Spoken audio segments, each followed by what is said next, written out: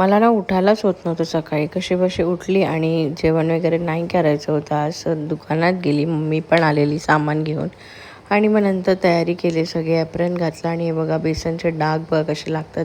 असेच डाग कपड्यांना लागण्यापेक्षा एप्रिलला लागलेले बरे. मग कस्टमरचे सगळे ऑर्डर कंप्लीट केले. दुपारी दुकान वाढवलं आणि घरी गेलो.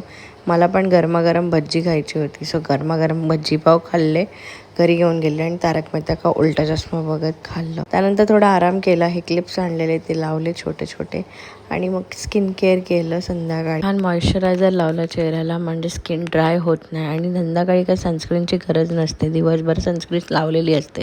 त्यानंतर हे शुगरचं मी लिप बाम आणि मायग्लॅमचं जी लिपस्टिक होती ती लावली आणि हे दोघं पण पॉपच्या नावाने येत होते. कोइन्सिडन्स झाला होता. तीच lipstick as a blush type use केली, कारण का ब्लश लावल्याने जरा माझा चेहरा फ्रेश वाटतो. आणि मग निघाले दुकानावर झाला संध्याकाळी.